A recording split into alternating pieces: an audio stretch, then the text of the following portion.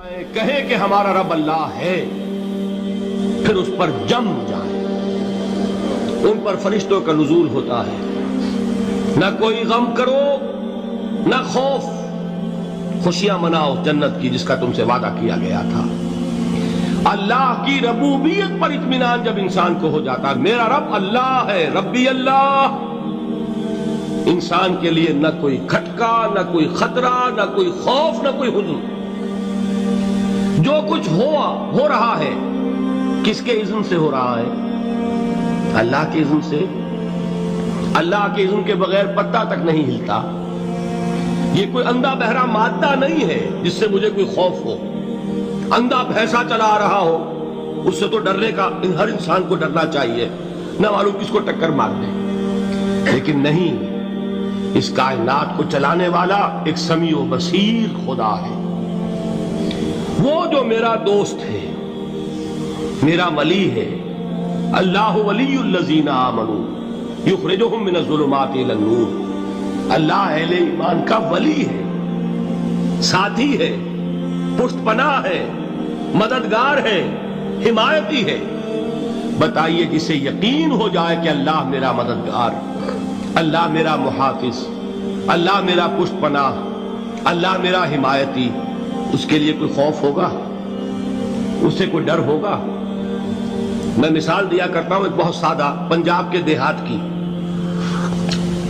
تو بڑا چودھری ہے اور کوئی غریب کسان ہے، اس غریب کسان کے جانوروں کو ہر وقت اندیشہ ہوگا چوری کا، کوئی میری بھینس کھول کر نہ لے جائے، کوئی میرا بیل کھول کر نہ لے جائے۔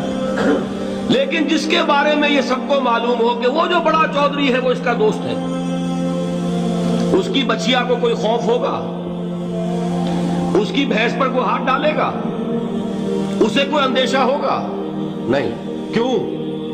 کہ وہ بڑا چودھری، بڑا اس کا یہاں کا سردار، جاگیردار، سب کو معلوم ہے وہ میرا دوست ہے، کوئی میرے خلاف اقدام نہیں کر سکتا۔ اس دنیا میں یہ چھوٹی سی بات اگر آپ کے دلی اطمینان اور سکون کا باعث بن سکتی ہے تو ذرا تصور کیجئے۔ میں لفظ تصور استعمال کروں گا صرف اس لیے کہ اس کا ہم جس کو کہتے ہیں ادراک اور شعور کر نہیں سکتے، اگر کے ساتھ کر سکتے۔ اگر یقین ہو کہ اللہ میرا مددگار اور یقین ہو کہ اللہ ہر آن میرے ساتھ ہے، پھر کوئی خوف، کس کا خوف؟ کوئی شے اللہ سے بالا تر ہے؟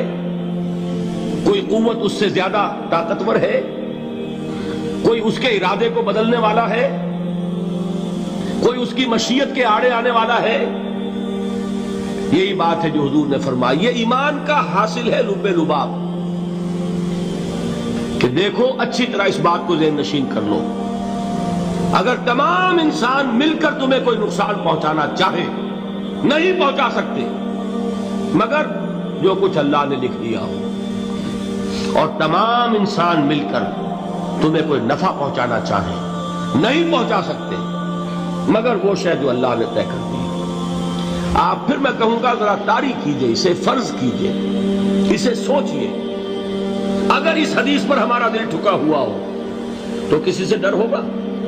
یہ مجھے نقصان نہ پہنچا دے، یہ میری رپورٹ خراب نہ کر دے، یہ میری انکریمنٹ نہ رکوا دے، یہ میرا یہ نہ بگاڑ دے، یہ میرا یہ نقصان نہ پہنچا دے، اس کا ڈر، اس کا ڈر، اس کا خوف، اس کی خوشامد، اس کے لیے جا کر طرح طرح سے اپنی عزت نفس کو ذلیل کروانا اس کے سامنے۔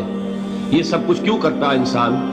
جب سمجھتا ہے کہ اس کے ہاتھ میں میرا کوئی نفع ہے، اس کے ہاتھ میں میرے لیے کوئی ضرر ہے، یہ مجھے کوئی غضب پہنچا سکتا ہے، یہ مجھے کوئی نقصان پہنچا سکتا ہے، یہ میرا کوئی کام بنا سکتا ہے، یہ میری کوئی ضرورت پوری کر سکتا ہے، اسی کا نام شرک ہے۔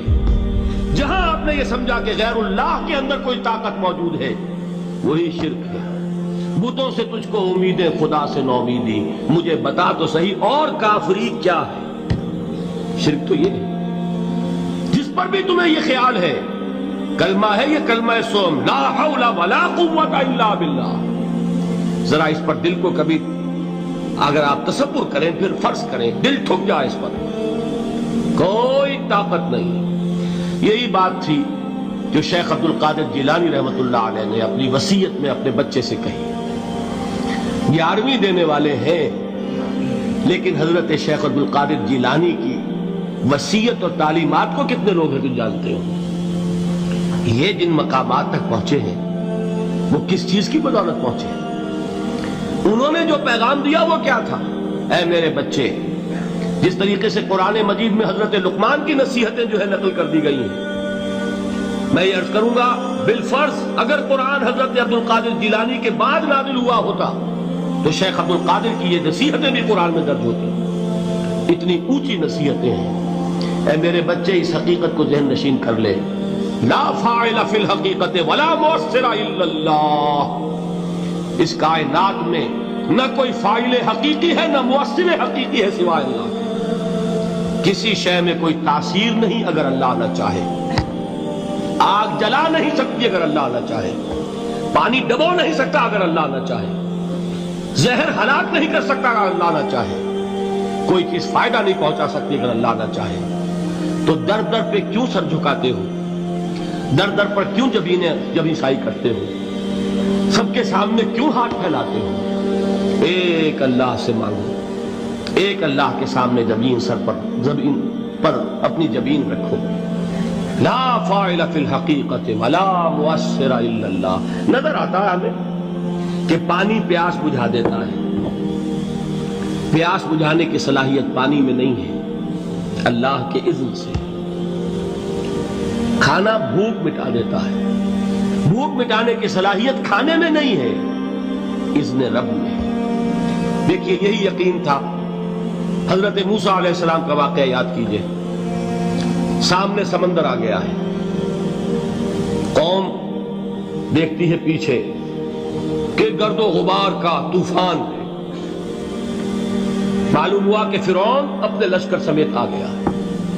لشکر جب چلتا تھا تیز رفتاری کے ساتھ تو گرد و غبار کا جو طوفان اٹھتا تھا اس کا تصور کیجئے.